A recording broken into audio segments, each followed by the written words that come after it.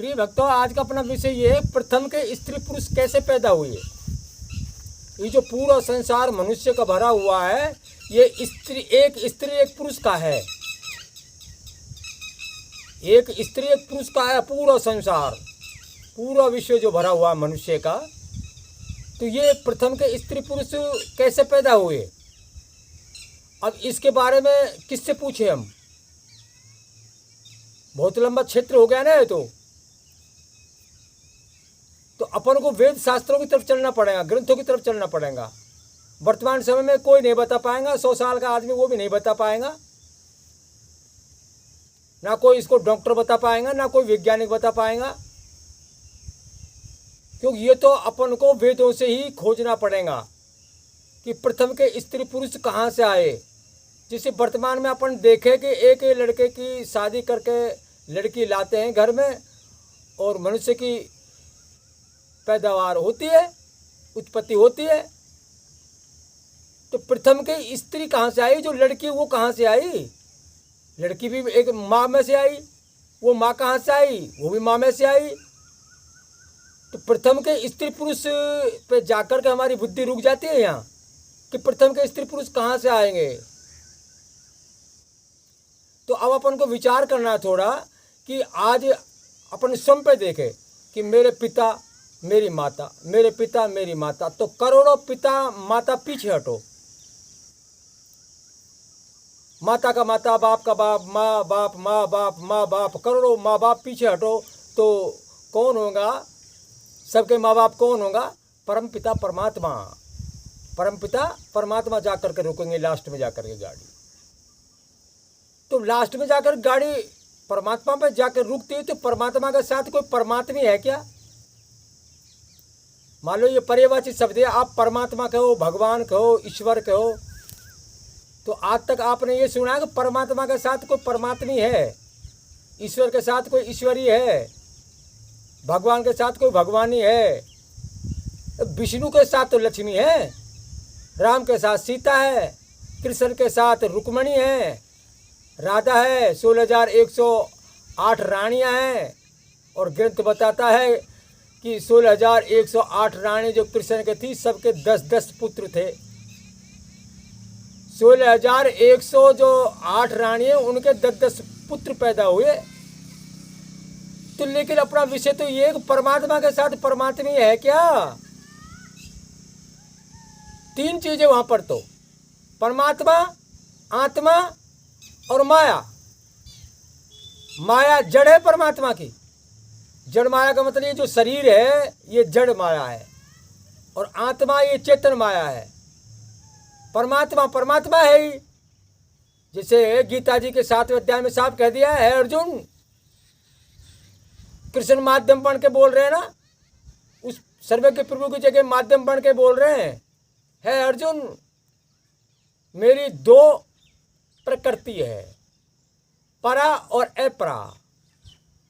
अपरा जड़ प्रकृति है, 5 तत्व मन बुद्धि अहंकार, और ये जीव आत्मा चेतन प्रकृति है। तो वहां जो अपना विषय चल रहा है गीता जी के अनुसार भी 3 चीज है, ईश्वर, जीव और माया। तो ईश्वर के साथ ईश्वरी नहीं कहा ना किसी ने भी, क्योंकि वो एक है। वो अब वो एक है तो वहां स्त्री कहां से आ गई। अपना विषय चल रहा है कि प्रथम के स्त्री पुरुष कहां से आए। तो परमात्मा के साथ जब स्त्री है ही नहीं तो स्त्री कैसे पैदा हुई फिर। तो यहाँ अपन को वेद शास्त्रों की तरफ चल करके, और सुख सुधा सागर के द्वारा बोल रहा हूँ मैं। श्री सुख सुधा सागर भागवत का सार है उसमें। तो वहाँ जो इंद्रियों से अतीत है, इंद्रियों से जो परे है, परमपिता परमात्मा है, जिसको सर्वज्ञ पूर्ण परमात्मा कहते हैं, उसके अंदर इच्छा हुई स्वयं के खेल के लिए, स्वयं के खेल के लिए अपने आप में मैं एक से अनेक हो जाऊं। जब फैले जब रूप अनेका, जब सिमटे जब एकम एका। परमात्मा के अंतराल में इच्छा हुई मैं एक से अनेक हो जाऊं। तो 5 तत्व उत्पन्न हो गए, आकाश वायु अग्नि जल पृथ्वी। तो 5 तत्व उत्पन्न हो गए। तो जल के अंदर एक अंडा पड़ा हुआ है, बहुत समय व्यतीत हो गए अंडे को पड़े पड़े। तो अंडा जब चलायमान नहीं आओ तो वो परमपिता परमात्मा अंश रूप से और उस अंडे के अंदर प्रवेश हुआ। और जब समय आया तो वो अंडा फूटा तो वो विराट पुरुष की उत्पत्ति हुई। और विराट पुरुष आगे चल करके उसको को विष्णु बोलते हैं। अगर कोई कहे कि विराट पुरुष तो कोई अलग है, तो कृष्ण जो विष्णु है, तो कृष्ण भगवान अर्जुन को विराट रूप दिखाते हैं। देखो, जब महाभारत का ज्ञान कहते हैं, महाभारत की बात करते हैं, तो वो विराट रूप दिखाते हैं। अर्जुन भयभीत हो जाता है उस विराट रूप को देख करके, तो वो कहते हैं कि आप अपने चतुर्भुज रूप में आइए। तो विराट पुरुष की उत्पत्ति हुई उस अंडे के द्वारा। और उस विष्णु को विराट पुरुष बोलते हैं। उसकी नाभि से कमल और कमल से ब्रह्मा और ब्रह्मा के एक शरीर से ब्रह्मा का है, जब अचानक वो अपनी सृष्टि रचना करना चाह रहा है तो उनके एक शरीर के दो शरीर हो गए ब्रह्मा के। तो एक शरीर से स्त्री उत्पन्न हुई और एक शरीर से पुरुष उत्पन्न हुआ। स्त्री का नाम शत्रुपा हुआ और पुरुष का नाम मनु महाराज हुआ। तो उनको आदेश दिए ब्रह्मा जी ने कि आप मैथुन क्रिया चालू करो। तब उन्होंने मैथुन क्रिया चालू करी, तो वहाँ से ये मनुष्य की उत्पत्ति हुई है। तो पहली स्त्री कहाँ से आई? ब्रह्मा के एक शरीर से स्त्री और दूसरे शरीर से पुरुष। ब्रह्मा कहाँ से आए? विष्णु की नाभि से। विष्णु कहाँ से आया? अंडे के अंदर से। अंडे के अंदर वो चेतन शक्ति आत्मा कहाँ से आई? उस सर्वज्ञ पूर्ण परमात्मा का अंश है वो आत्मा, अंश रूप। अब अंश कैसे माना गया है इसको? कि आप सीधा सा ऐसे समझे जैसे एक वृक्ष है ना, तो वो वृक्ष की एक पत्ती वृक्ष से अलग हो जाए तो ये अंश रूप है। वृक्ष तो विराट सर्वज्ञ है ही, लेकिन उसकी जो पत्ती है वो एक आत्मा रूप उस विराट पुरुष के अंदर प्रवेश हो गई है। लेकिन यहाँ फिर संशय खड़ा हो जाएगा अपन को, परमात्मा उपमा रहते, सीमा रहते, आत्मा कटता नहीं, फंसता नहीं, जलता नहीं, गलता नहीं, तो पत्ती वृक्ष से अलग कैसे हो गई? जो हथियार से नहीं कटते तो अलग कैसे हो जाएंगी? जो विष्णु विराट पुरुष विष्णु के शरीर के अंदर प्रवेश हुई, तो ये उपमा भी ठीक नहीं है। क्यों? परमात्मा उपमा रही तना, लेकिन अपन को जो समझने का प्रयास करना है वो परमात्मा का अंश रूप आत्मा कैसे है। तो आप ऐसे समझो सीधा समझने के लिए कि जैसे आकाश में जो चंद्रमा है ना, इसको तो आप सर्वज्ञ पूर्ण परमात्मा समझो, और जो तारागण है इनको आप जीवात्मा समझो।